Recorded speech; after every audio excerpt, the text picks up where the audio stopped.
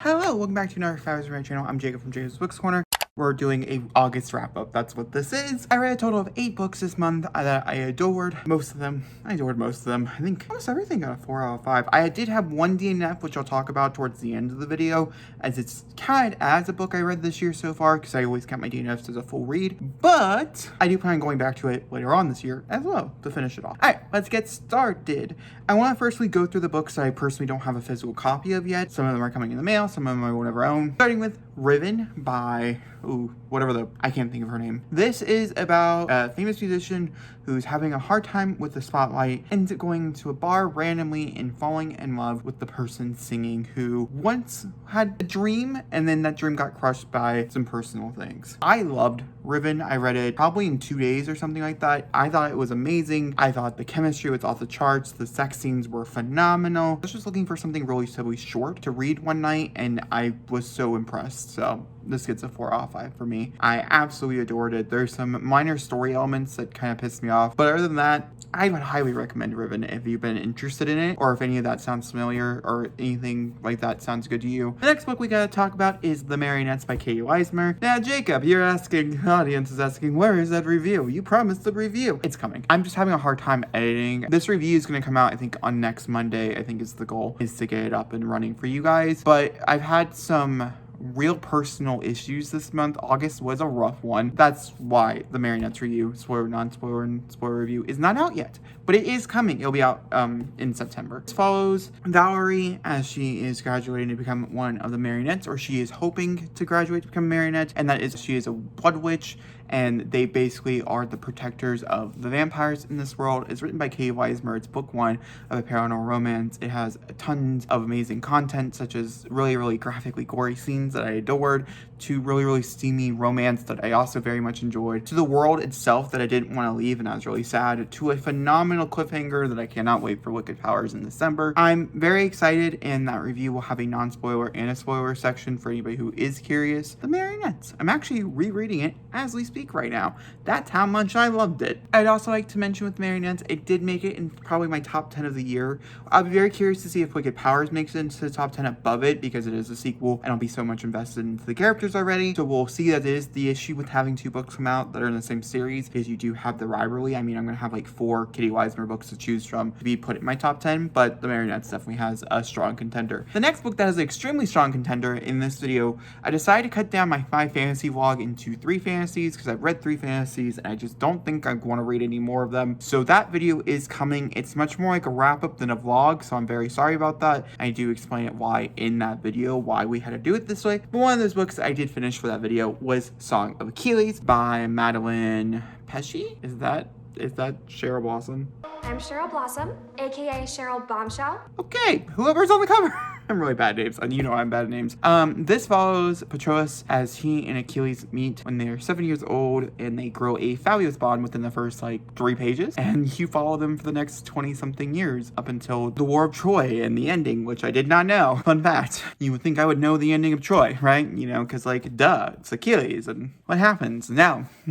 I was shocked. I was very shocked, and I cried, and I think the ending is very satisfying. The romance here is phenomenal. I feel like a lot of people don't like Achilles, at least that's from what I have seen on the internet, and I just don't get it. Achilles is phenomenal of a character. I absolutely adored him. Maybe it's everything I just wanted in a person. I don't really know. I really liked his kind heart and what he stood for, and how much he just truly believed in them, him and Patroclus, and how much Patroclus truly believed in him as well, and how much things that they had to overcome, but they did it in such a graceful way that, this gets a 5 out of 5 for me. This was perfection in my book. It did take me a long time to read because I didn't want it to end, and I was so nervous about the ending, because I had heard a clip of a scene which was from the final scene of the book that broke my heart without even touching it, without even knowing the book what it was. But that being said, we're going to jump into the physical copies. Like I said, we're going to talk about the DNF at the very end, but other than that, let's get started. I didn't read many books. I didn't read a lot of pages or anything this month, so I'm going to hold up Given Volume 3, but that's just because I don't have the second volume anymore. Now we're going to talk about the second volume. The second volume, Given, this also follows a band. Follows a boy who is strumming on a guitar, and he's singing, that's what it is, and he gets invited into this band as they're looking for a new lead singer, and it's about several different romances and stuff in the band itself, including the main singer and the main guitarist. It's beautiful. It's really sad. It's really hard to read at times. But if you're interested in this manga whatsoever, or you're just looking for a nice, good old gay manga, I do recommend. I think it's worth your time. Just know that they deal with some really heavy topics, and it might be worth your time to also look at some trigger warnings because it got really dark. So much darker than I thought. Okay, then we're moving on to something else that was extremely upsetting, and I don't know. It's hard to recommend Karen Slaughter, and that's Blindsided by Karen Slaughter. This is her first ever novel that she wrote. It is book 1 in the Grant County series. This follows Sarah. She's the autopsy person, and someone gets murdered inside a diner, and she ends up finding her body, and it's about discovering who the killer is. I gave this a 4 out of 5 stars because this has the trope I hate. This is old, so I kind of forgave it just a little bit because of how old it is, but it did have the trope, and then there is some really, really graphic portrayals of SA and stuff towards the end of the novel that I think were a little bit too gratuitous, in my opinion, for the content that we were receiving. The book itself is very medically exact, and so I didn't find any of the violence itself. I didn't find it to be like it felt like it was wrong being written. Whereas the direct assault at the very end of the book, I did personally feel like it, and I saw tides of other books going forward, such as some of her standalones and stuff that deal with this. I also did not like the portrayal so much of other characters of color and or characters of sexual orientations and stuff. I personally just don't really think she can handle it very well, in my personal opinion so far. I really hope to be impressed with future iterations, but every time I've seen them, I get really annoyed. So it got a 4 for me, and those are the reasons why. I still really liked it. I'm very looking forward to reading Kiss Cut. I think it's what the second book's called. Surprisingly, I was not pissed off with this thriller. Then I read The Depressingness of the Notebook by Nicholas Sparks. You guys do not know, me and my mom have this watch along. It's been going on for like 5 months now. My brother came here and it kind of threw off everything, and then summer, and you know how it goes. But we started again, and I read The Notebook, and I absolutely adored The Notebook. I thought it was phenomenal. Highly recommend. I'm just kidding. I think I give this like a 3.5 out of 5 stars, if I'm not mistaken. This is a good book. It's one of Nicholas Sparks' first novels, so you don't have any, if you're going into Nicholas Sparks, I don't really know if I recommend here. I think I recommend The Lucky One, as it still is my personal favorite out of all of them. But I think this is a really good starting point nonetheless. It's short, it's sweet, it's pretty steamy as well. It's one of his more steamy novels. Nicholas Sparks is known to fade to black, and this one really sticks to landings. The movie does as well. And then we watched the movie, and the movie, really just shows how much of a horrible, toxic romance this was, and how both romances that will define generations of perfect loves, such as Romeo and Juliet and Noah and Allie. They also had a very toxic romance. Anything and everything that Noah did in the beginning of the romance should never have brought Allie to him. And I think overall, love does persevere, but I really was pissed off. Just the moral of the story.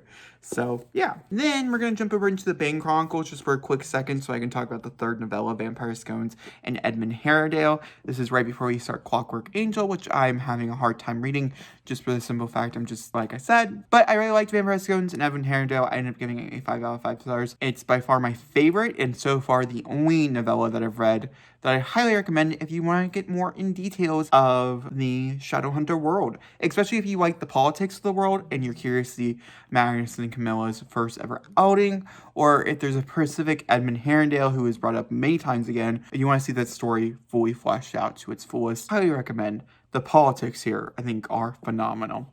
Also, scones are funny. Just the moral story. Then I read the first 45% of Dune by Frank Herbert, and Dune was another one of those books that I really just hated. I started reading it, and I was like, yep, nope, this is not for me. But I'm reading it for the movie adaptation, and so I really wanted to finish it. Plus, this is a part of my 5 sci-fi vlog, which I'm really looking forward to all those books, so, it's okay that I'm not just jumping into this one. But with Dune specifically, I ended up getting 45% in and falling in love with it. I know, it's kind of crazy. I was really starting to like it, really vibing, and then I lost the audiobook itself. So I had to get it again, and then we can talk about it more. That's why it's here, because I did read about half of it, but not the whole thing. And that, my friend, are the 8 books that I read in August. Let me know what you guys read in the comments down below. I don't know if I'm gonna hit 200 books. We obviously will have to see. I've been really wanting to reread Buffy the Vampire Slayer seasons 8 through 12, and that will help me a lot, but I'm only gonna count the volumes. I'm not gonna read not the individual issues. And so I think that's a little bit ridiculous. I'm sorry. I just do. It's a lot of content that no one wants. You know what I mean? But yeah, I hope you guys enjoyed it. If you guys did, let me know what you guys read. What was your favorite book of the month? What was your least favorite book of the month? That always curious me. And I'll talk to you guys all next time for another video. Thank you for watching, and goodbye.